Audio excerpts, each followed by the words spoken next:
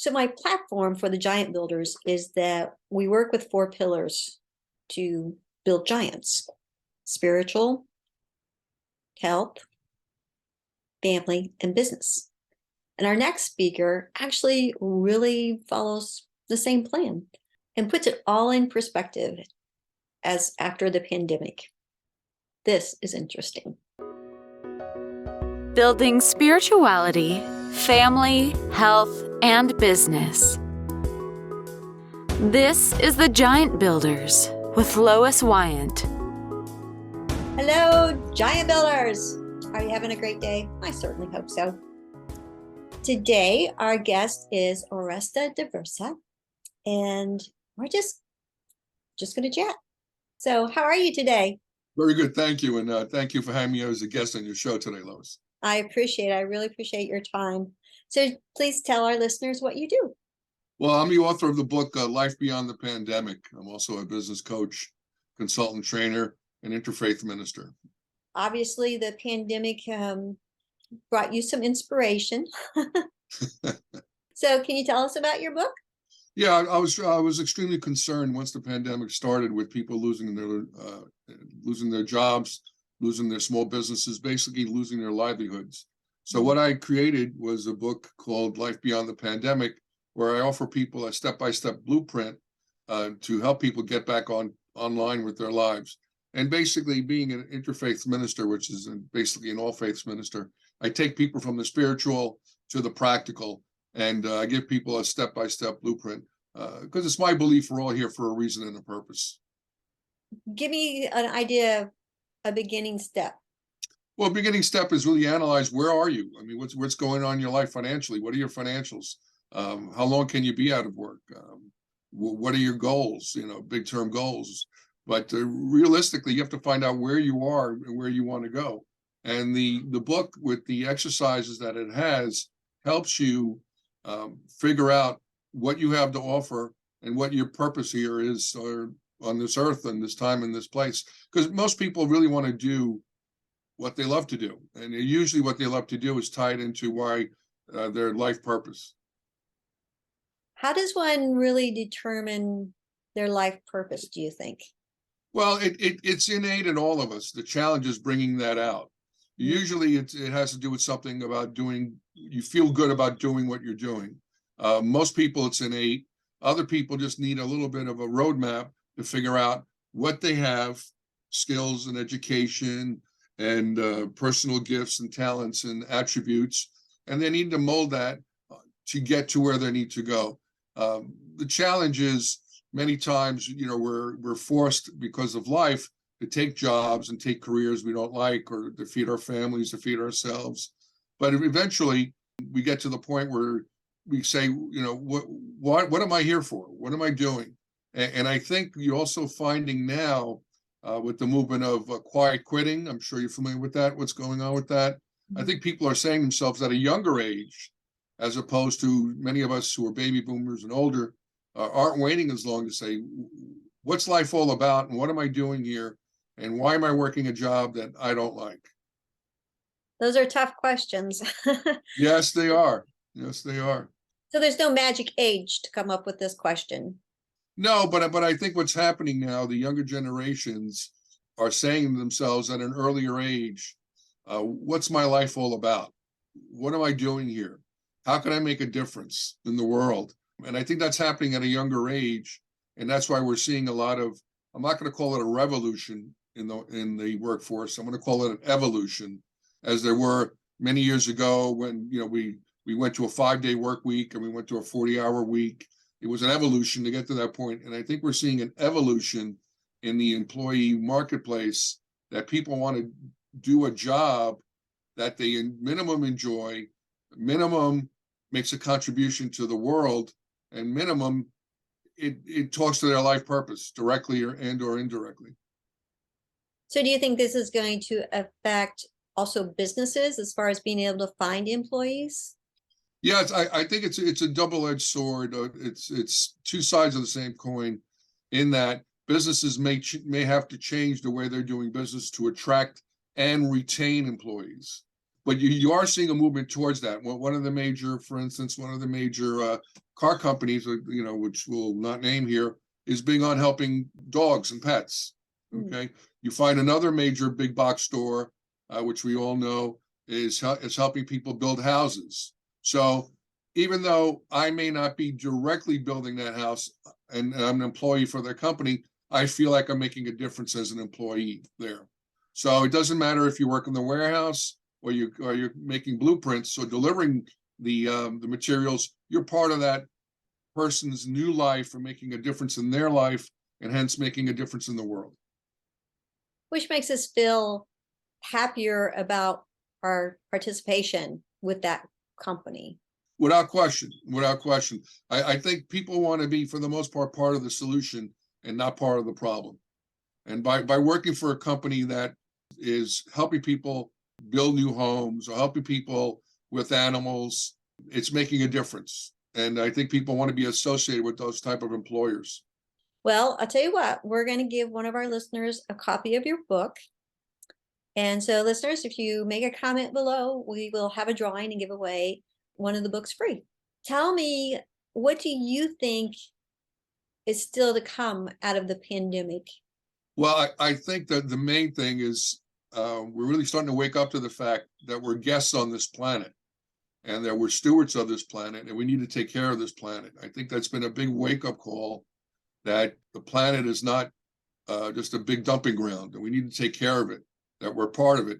Part of my role as an interfaith minister is really to help people understand that we're really stewards of this planet, and we need to help the planet help us be sustainable, because all our resources cannot last indefinitely. Furthermore, we want to leave a positive legacy for the next generations to come. I think it's been a big eye-opener on a lot of different levels, spiritual, emotional, mental, and physical. I'm sure you're seeing the impact, unfortunately, in a negative way of being isolated. And conversely, in a positive way, showing us that we need each other to kind of help each other to get through life. So we're seeing a lot of positive things and unfortunately a lot of negative things coming out of the pandemic. But hopefully people are waking up to the fact that we're pretty much one big community. And now the internet, again, is just amazing. Now we're having conversations with people from all over the world, and we're engaging in people from all over the world and starting relationships, hopefully positive ones, all over the world in a manner that we couldn't do even 10 years ago. So there's, in everything in life, there's also both sides. There's also both sides of the sword. So hopefully people are waking up to the fact that Mother Earth needs us, and we need to help Mother Earth. Can you tell me a little bit more about the book and the components of the book? Yeah, the book was designed to give people practical tools after each chapter that they could use and implement to really get to their life purpose. And also realistically, the reality of it is we need to make a living. So realistically, it doesn't matter, we want to do all these wonderful things, but at the end of the day, we all have bills to pay, families to raise. So I designed the book to bring people from the spiritual to the practical, whether it's a new job or whether they want to start their own business. And now with the advent of the internet, you can do both. You could work for someone and have your own business on the side. The vernacular is to have a side hustle. And you could really do both and live your life purpose and lead a better quality of life, as opposed to, your life being just a grind and just waking up, going to work, come home, rinse and repeat. You can add to the quality of your life and make a difference in your life and also the life of other people. Tell me about your coaching. Is there a specific niche that you coach to? I coach in several niches. The way I've designed my business is I do professional development and personal development. In the area of professional development, I work with small business owners to help them get started in their businesses, teach them the reality of running a business, and teach people how to market and sell their products and services. Many people are good at what they do, but unfortunately, the reality is they don't know how to get customers and clients. So I teach them that, and I teach them also, how to run the day-to-day digital marketing. I'm sure you're aware of traditional marketing, selling processes, copywriting, and the whole shooting match. On the personal development area, when we get into life purpose, help people with spiritual guidance, Also, tying into another book I wrote, I didn't get a chance to say goodbye. Now what can I do? I help people with their bereavement journey. Unfortunately, many people have had to say goodbye due to COVID, especially, and they didn't get a chance really to get closure in their lives. So I help people navigate a healing bereavement journey to help them get closure and not forget their loved ones, but manage those memories and manage that relationship in a positive manner so they can move forward in their lives. Yeah, that was a really hard time. We lost my father to COVID. That was a really hard time not to see him and Sure. all of that. So that was hard. Yes. What would a first meeting with you look like as a coach? Well, as a coach, it'd be a verbal fact-finding meeting to find out where you are, what you need, where you want to go, and how you want to get there, and give you practical steps. The first meeting is more of a meet and greet, but we also try to set, I do my best to set realistic expectations so people get results in our time together. It's a role of a coach is to offer guidance. In my role as a consultant, then I actually do the thing. I actually do a sales marketing plan. And as my role as a trainer, that's when I teach people the skills I know and I transfer it to them. But really, the first meeting is a meet and greet and to strategize. Does it make sense for us to work together? What are you looking for? How long? Everybody wants to be a millionaire, but they want to be a millionaire overnight. Well, that's highly unlikely, but it could happen. But based on what you do, but there's certain realities that I help people understand in running their own business, and/or I also do job coaching, which is basically helping people get jobs. Hence the book. I also help people with resumes and cover letters and interview skills and things of that nature. It's the skills are very similar. One you're looking for customers, the other one you're looking for a job.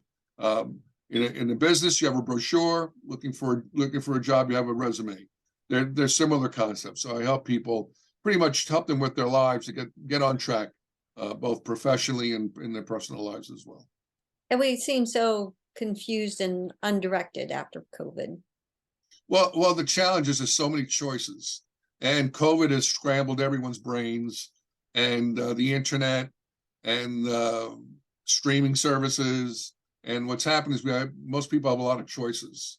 So without direction, with people like ourselves, and we can kind of help people get direction and help people figure out what they want. Many people don't know what they want, and if you don't know what you want, then then you're gonna have a challenge because you'll go any way the wind spins you. So that's the challenge with that. So I help people find their true life purpose and their true meaning, because once you have that purpose, you'll know what you're here for, and then you'll find the proper people, the proper tools, the proper job, and/or the proper business to do, and you're on your way. But I find now with COVID and all that's going on in the world that there's just a lot of stuff. There's a lot of noise, and the challenge is cutting through the noise to get information that you need, want, and desire to help you with your life. So if somebody wanted to start a new business these days, Right? what are maybe like the two top things that they should think about? Well, the first thing that I really implore everyone to do, and it's not sexy and it's not fun, is to write a business plan. And it can be a basic business plan. It doesn't have to be a dissertation on the meaning of life, but you really need to, as the saying goes, plan your work and work your plan. Many people don't understand the realities of running their own business. Based on what type of business it is, there's permits involved, licenses involved, there may be professional insurances involved. You need to understand all that. You also need to understand the reality of getting customers and clients. Is your business going to be a storefront? Okay. Well, did you do market research? All right, I like to open up a pizzeria. I don't know what they call them in the Midwest, but in the East Coast, we call them pizzerias, a pizza shop. Okay. Well, in your town, you've got a dozen of them. All right. So what makes you think your pizza shop is going to be better than anyone else's? So there's market research to be done. So that's the main thing. And also financially, you need to be prepared realistically to have 3 years of backup finances, because running your own business is fraught with trials and tribulations. You can do everything right and nothing works. You can do everything wrong and everything works. You can do a combination of both, and you can have the best day of your life, and you can do everything both again, and everything goes wrong. Okay. So you're really challenged with planning, because the more you plan, the less likelihood things go wrong after the fact, and they're easy to fix. The less you plan, the more likelihood of things going wrong after you start them, the more difficult to fix. So I really encourage people to write a business plan. Again, there's so many different tools out there. Many tools are free from the Small Business Administration. We all pay taxes to that. Those are all federal dollars. You're not stealing anything. You're getting something for free. We're all paying into that. There's plenty of materials at your local library, plenty of materials online on the internet, free of charge. And you can get a basic 1 or 2 page business plan and really understand what you're getting yourself into. And also, starting a business, it's good to have a support team. You know, either work with the SBA. They have a program called SCORE, which is, again, another free service that we're all paying for, with mentors that'll help you. But don't go it alone. Do your best. Try not to go it alone. It sounds to me like you really follow the giant builder type of pillar base. So we have 4 pillars: spiritual, health, family, and business. Right. And you seem to like really flow into that category. So tell me a little bit about your spiritual direction. Well, I'm, as I mentioned previously, I'm an interfaith minister. An interfaith minister basically is an all faiths minister. I was raised Catholic, and I became ordained as an interfaith minister 20 years ago. Because the truth of the matter is, I'm looking to help everyone. I don't limit myself. And as one of the prophets I follow said, wherever I stand is my church. So wherever people need help, whoever they are, I help them. One thing was disconcerting, again, part connected or interrelated to the pandemic, as people have been passing away, and unfortunately loved ones have not had a chance to say goodbye. So with that, I wrote a book. I didn't get a chance to say goodbye. Now what can I do? So I gave people practical tools that are in addition to, not instead of, their grieving mechanisms, be it if they're involved in a support group or working with a healthcare professional. I gave them tools that they could use to help get closure in the relationship with the loved one. Now, when I say closure, it's not about forgetting the loved one.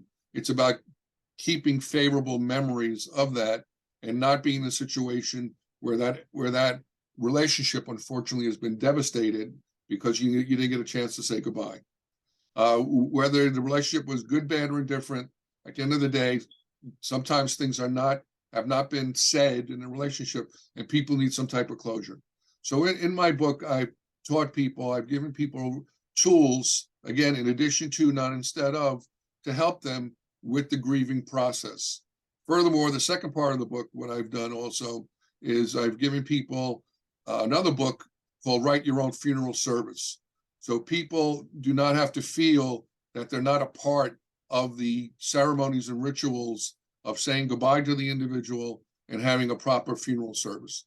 Because what's happened, unfortunately, many times people have had to just die by themselves in hospital beds due to COVID precautions. They've had to be buried or cremated, and proper services, ceremonies, and rituals were not conducted. And again, that helps add to the healing process of saying goodbye. So I felt it was very important, because unfortunately, many things in our society and in many societies, we're not taught on how to grieve properly, or if you're not part of an organized religion, or if your family wasn't religious and or spiritual, you don't have spiritual practices to handle these things. And many people don't feel whole that they didn't get a chance to say goodbye to the loved one in a manner that's appropriate to them, their culture, their spiritual beliefs, and their personal beliefs. What can you tell us about health? Health, also being tied to the book, the other book, Life Beyond the Pandemic. We're made up of 4 components: the spiritual, which is the life energy; the emotional, which is our emotional heart; the mental, which is our minds; and the physical, which is our physical bodies. If any one of the parts of these components is out of whack, we call that dis-ease. And we've heard that many times before. In the body, it's easy to recognize. Well, that person has got cancer. They have leukemia. Okay. Now, what we're seeing, and this is long overdue, and it shouldn't be a surprise to anyone, we're seeing issues with the mind. All right. Now, the reality of it is these past 25 to 50 years, we're using our minds more and more to make a living, and our bodies less to make a living. Yet, we're not really taught how to handle our mind and how to work it properly, how to relax it, how to calm it down. So what ends up happening is we're seeing diseases of the mind, and that transfer into anxiety, stress. So you have people with eating disorders now, but the causes of the mind. Then we have emotional issues that unfortunately come out sideways in our society. We don't address those when people don't know how to love themselves in a healthy way, don't know how to love others in a healthy way, don't understand the importance of providing service to others, and also providing service to themselves so that we lead a healthy life. And then finally, we have spiritual well-being. Again, and this is connecting to whatever your higher power is. If you don't have a higher power, connecting to nature, connecting to something outside of you, knowing that there's more to you than just the physical body. The challenge that I've seen, and I encourage people to do, is what I call physical, mental, emotional, and spiritual hygiene. Physical hygiene is pretty easy to figure out, right? You don't bathe, it's kind of pretty easy. Mental hygiene is the mind works like a computer. You put garbage in, you get garbage out. So you don't want to be in front of a television or whatever, looking at violence all the time. Guess what's going to come out of your mouth? Okay. And, so you want to put good things into your mind, positive things, affirmations, read good books, read good things. All right. So that's mental hygiene. Now for emotional hygiene, okay, you want to do things like be of service to others, go to the local dog pound, spend some time with some animals. Those poor animals are going to be there are by themselves until they unfortunately get adopted or unfortunately are put down. All right. So you want to be of service to others. You can go to a soup kitchen. You can make a difference. Okay. And that helps your emotional heart feel good and feel full. Right. And then spiritual hygiene, again, you want to get out of yourself. Go spend time in the park, meditate in the park, spend time with whatever your religious beliefs are and or spiritual beliefs. A person can be religious, yet not spiritual. A person could be spiritual, not religious. A person could be spiritual, or a person could be neither spiritual nor religious. Okay. But we all know deep in our hearts and our minds that there's got to be somebody or something watching over everything to make it happen. Our bodies are miracles unto themselves. Okay. When a woman has a baby, that's the miracle of life. So there's more to us than what we appear to be. Life is not one-dimensional, it's multi-dimensional. So when we talk about health, we want to look at the holistic approach, again, and especially the hygienes I mentioned: physical hygiene, mental hygiene, emotional hygiene, and spiritual hygiene. And all of this, of course, affects the family in so many different ways. It's the family is, as the saying goes, the family is similar to a team. There's no I in team. I don't want to use the word machinery, but it's a unit. It's a family unit. And if any part of that unit or that part of that machinery is out of whack or has dis-ease in it, it's going to affect the entire family unit. Any closing thoughts? Well, in closing thoughts, I think we're at that point that everyone needs to help themselves make the world a better place. People complain about this and complain about that. We're blessed to be in one of the most wonderful countries in the world where we have all our freedoms at the expense of those in the armed forces, at the expense of our first responders. You could